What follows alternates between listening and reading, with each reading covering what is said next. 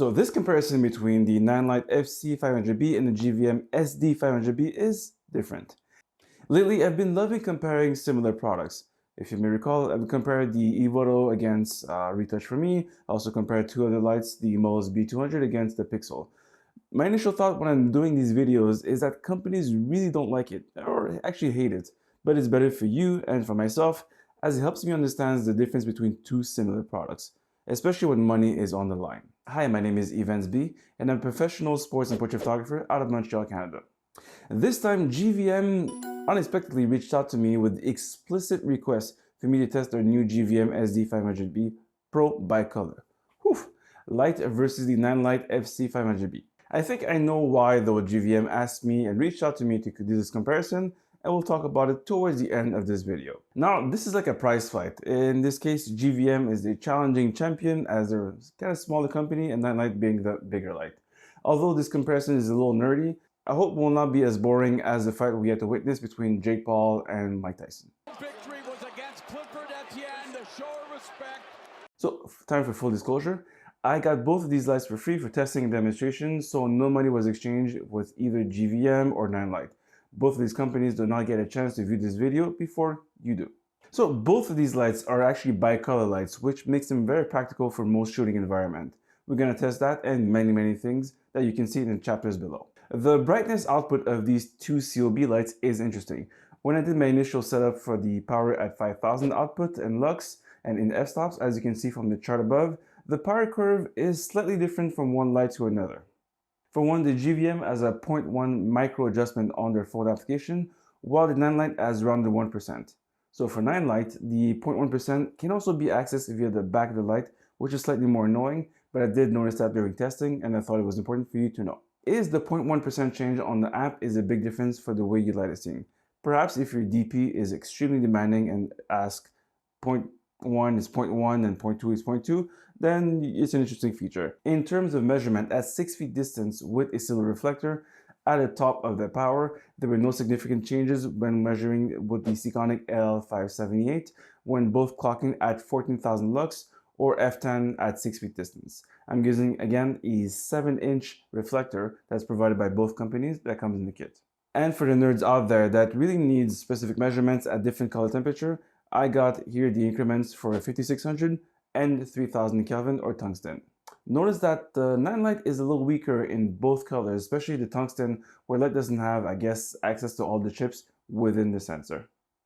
At the bottom of the curve, when I did my initial test at 5000K, the GVM was able to go lower by almost a full stop at 120 lux, which demonstrates a little better control for the GVM. So for those of you who are doing very light sensitive work, the combo of 0.1% dimmable on the app and a bigger dimmable range is a win for the GVM. Both of these colors are bicolor, which means they live in a range of Kelvin temperatures, but the GVM has an advantage. The range is slightly higher with the GVM, which means you can get a cooler temperature for about 300K over the Nanlite with 6800K versus 6500K. The warmer temperatures are similar for both models with 2700K. The GVM operates with tunable increments of 50K, which is better than the Nanlite, which offers only 100K adjustments. So if you're, again, way more precise, another point for GVM. In a sense, I can get why they wanted me to compare this against this specific model. Now, the Nanlite has a declared CRI of 96K, which is great for light with this color range, and the GVM boasts a CRI of 97 plus. What does the plus means? Only they know.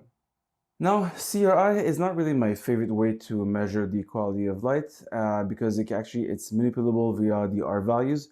Let's not hold ourselves too tightly, but on screen you can see at first how each light handles different temperatures with a standard gray card. So both of these are LEDs, mounting lights, which makes them quite flexible in terms of lighting, since balance is pretty much the dominant current mounting solutions. The chips on both lights are laid out in a very straight and similar patterns. And since these are powerful lights with their own power adapter, silver reflector, and without cables, they weigh quite a bit. The GVM is actually really heavy, coming in at 18.4 pounds. All right, so my first impression of the GVM, it's very similar to the Nanlite. What I mean is, in terms of feel or how it's constructed, it feels a similar quality. I can't really tell the difference between this and, let's say, the Nanlite, which is we have to say, more of an industry standard in terms of popularity. But again, I wouldn't feel bad pulling this out on set because again, it feels kind of good. It's just maybe a little heavier and bigger than a Nanlite. So if weight is a big item for you, then I guess you have to remove some points. But as of now, it feels just the same. And the Nanlite is at 12.4 pounds. So the GVM head is very, very thick, as the kids say, and as highlighted in some of the reviews, it's coming in alone, just the head itself, at 12.4 pounds, which is a little heavy. The Nanlite has a 120-degree beam angle, and the same is for GVM if you leave the light bare. So this is the part where things get a little more complex. The GVM has a control box that operates the light and provides power and has a bunch of features like power and color DMX. The head itself has no control, only a single receiver for the cable. The Nanlite, on the other hand, has all of its control in the back of the light. Operating the menu isn't difficult, but if your Nanlite is boomed somewhere, you have a difficult access to it, and for some reasons you don't have your app, your life will be just a little complicated. The GVM offers full XLR connections versus the 3.5mm jack from the Nanlite. This makes it for more rugged applications, and especially professional applications, where the goal of the 500B from Nanlite is to offer an affordable yet powerful light. More on that price and those features later, but both lights offer a battery solution versus a plug-in solution with a little caveat. Since the GVM is a little geared towards pros and you can sense where this is going, there's a battery plate adapter located directly into the control box. The Nanlite V-mount adapter has to be purchased separately for another $400-ish. So the GVM in this case should be really compared against the Forza edition of the Nanlite, where they offer quite similar offers. But this is something that we'll discuss later as of now. We'll see how they function in the wild. So as I mentioned it before, both lights are balance mount. Both are easily accessible and work very well. In terms of my testing, I had to shoot a podcast and I've used a Nanlite softbox on top of the GVM, that's for fun.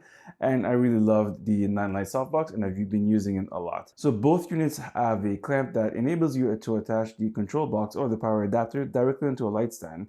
And it offers kind of a simple sandbag without having a sandbag, which is pretty standard nowadays, but again, very useful if you are interested into moving on to a bigger solution. I must say, while the GVM bar looks extremely solid, if you have anything else than a large light stand that has maybe a hook, you need to attach it to the stand and you'll curse a little bit. The quality of that hold bar is really great. I can't read it enough, but the bar itself is a little too thick and to hang it onto a knob of a light stand if you are on the fly. I really prefer the GVM solution, which comes with a simple string that you can basically attach to anything. Both lights also come with a case to fit all the basic accessories. Now it's a matter of choice, but the Nanlite has a crush-proof foam case versus a soft padded case for the GVM. I tend to prefer the layout of the Nanlite since carrying that GVM bag around because it's built sideways makes it a little awkward to handle, especially at a super heavy weight of 18.4 pounds. Also, crush-proof makes it a lot safer for you if your light needs to fly, and we all know how well the TSA is good at handling baggage. They're so gentle. Take a look as the Air Canada handler hurls the bags right down a flight of stairs. Oh, good thing my computer's in there. Now, I've already touched on some of the controls, but let's focus on the app itself. I'm currently using an Android as a daily driver as I'm very tired of the iPhone. I know this in the comments, I don't care. Both of the Nanlite and the GVM have their respective apps that helps you control and play around each power, color, etc. and whatever features or effects you want into your light. Both lights, in my opinion, were responsive, although after installing the app, I had trouble syncing and I still having little issues syncing the GVM Bluetooth light to my phone, but after a couple of times resetting it, it seems to have settled, but again, I have sometimes here and there little connection issues. The GVM app itself is really simple and it even offers a couple of source matching. So if you have a scenario that you need to match a specific source of light, it can actually do its best trying to get there. What I also love with the GVM app, it has 4 curve change, which offers a little more flexibility when trying to light in basically a scene in a particular way. So they have curves that are not available at the top end, of course, because at full power you're using all the basic chips available, but they do offer some additional flexibility when you try to either step down or maybe try to create some contrast or some dimming down that's really specific to a scene. Again, not something that's available on the Nanlite, but something that's available on the GVM for those current models. Again, more specifically on the Nanlite, the same is not available for the FC500B, where there are only two modes, which is basically max or constant. Constant output mode allows you to basically change your CCT without having to adjust the camera settings or any other equipment. This can help you speed up your workflow on set if ever you're really, again, on the fly. And for those who don't get it, max is simply you're going for as much light output as possible. So the quick cliff note about these two lights is the GVM control box is unattached to the head where all the features are managed. The menu is colorful with 2 dials and 4 buttons for a simplified navigation. You know, when you're stressed out on set and everything is really already split, helps you calm your nerves so you can quickly access the menu to fix your issue. For example, the fan has a separate button for control, and if your soundstage is really sensitive, you can actually dim it down to nothing. No need to look for anything in the menu, you just have a button that presses. The Nanlite though, on the other hand, is a lot more basics as everything is controlled via the back of the light, which makes it tighter in terms of control with 2 dials and 2 buttons and a gray and white menu, and the box is simply a power supply. So in terms of quality and build, both lights feel great in terms of durability, although I did not do a drop test, so yeah, get me for that. Both lights are made of a mix of a very heavy aluminum chassis and thick plastic. If I have to grade both on a scale of A to Z, I would say the GVM I would give an A and a B plus to Nanlite. The reason why the B plus is the Nanlite feels just that slightly cheaper. I can't explain why, it just feels that way when you're grabbing both of them. I've mentioned this before, but the GVM cables, especially DMX connections, are way superior to the Nanlite, which feels a little more amateur and just available as a feature. Since there's a bunch of vents, both lights are not waterproof, and funny enough, there's even a warning on the GVM saying, fear the rain. But for some reasons, it's also mentioned on the website that it's water resistant, at least the head is. So one thing I would say is I do not like the layout power of DMX cable on the GVM. I suspect that fan management has a lot to do with it, but I'll explain. As you can see on screen, the Nanlite control box stands basically on the floor upright by itself. So no need to attach it to a stand, you can just put it on the floor and it's simple. The cables are located on top, which makes it convenient for all sorts of operations. Let's say you just like to keep your cables in a perfect line, it's all good. The GVM on the other hand though, the lights or whatever cables are located at the bottom and always a struggle to leave it laying down flat. I know it's supposed to be attached to a light stand, but sometimes I just like to leave stuff on the floor because it's just simpler.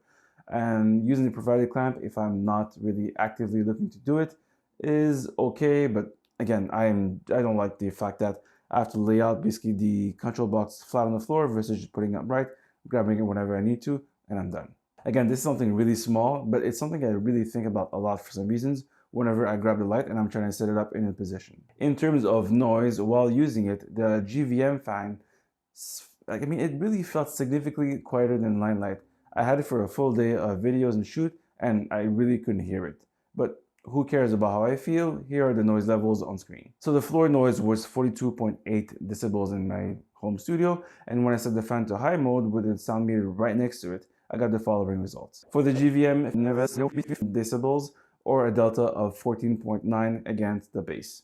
And then for the Nanlite, 57.6 decibels, so a delta of 14.8 decibels. Now I'm gonna hear you out. It's fairly comparable, although going back to my comment about the perception of noise, is Nanlite does sound slightly more irritating because it's a higher pitch noise versus the GVM, which is low frequency noise. Again, I tend to pick those noise really well, so for me the GVM again seems a little higher in terms of noise, but here's a sample that I captured with my little Sennheiser mic. So both of these lights have special lighting effects that's available on the entire spectrum of the color range and lighting, like TV and welding and lighting. I count 12 for the GVM and the same for Nanlite, but again, I'm not sure who really uses those. I mean, it might be practical, but they're there for your enjoyment. Now, cost and reputation is where I think GVM warrant that specific review. So without discounts, the GVM SD500 Pro costs about $799 US without any rebates and free shipping throughout the US. On the other hand, the Nanlite is $699 USD with also free shipping. The GVM policy has a 30-day refund policy with 1 year limited warranty, versus the Nanlite is actually very generous as a 15 days written policy, but a 3-year warranty on their product. I think, in short, GVM wanted to punch up what they offered as a value in its package. You're getting slightly better control with the app. You're also getting a slightly better range with the colors basically coming out of the light. And the control box is significantly better than Nanlite and has more pro features when it comes to DMX controls if you're into that thing. Where the GVM is great, the Nanlite, in my opinion, is also still a very good light that I've used for portraits and videos. I think this is where the mismatch in features is where it's really heading in comparison. I think the Forza 500B from Nanlite is a more likely comparison against the control box, but I think what GVM wanted to do is compare for similar prices, how this compares to this. And I think if just on price alone, you get way more features in this without thinking about the warranty and etc, etc. But the question I have to ask you is, who do you trust? GVM has been around since 2013, and I'll have to speak about Nanlite has been present since 1992. Both of these companies are Chinese, but I feel that Nanlite has a way bigger representation here in North America. I've seen it in trade shows and conferences I had to speak to, and I've used their products in the past, and they're always great. So is it fair to compare both? Well, in terms of price, yes.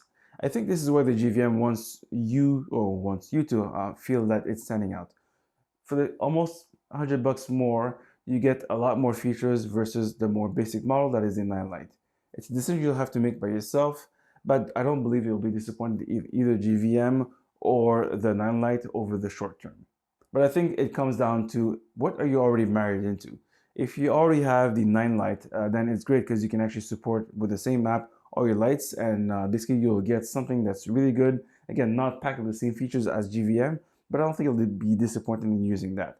Versus GVM seems to be offering a lot of features, so if ever you're brand new to the game and you want to maybe invest into a line, this is good, and this will get you far. And then this, again, for the similar amount of money, you're getting a lot more package into one light versus another. So are you already married, or you're single, you're looking to something? Well, both of these lights can offer you something that's going to be the direction for the rest of your career, or for a little while at least. So that's it. If you made it there, might as well subscribe for more reviews. Let me know what you think about both of these lights, and I'll see you in the next video. I appreciate you.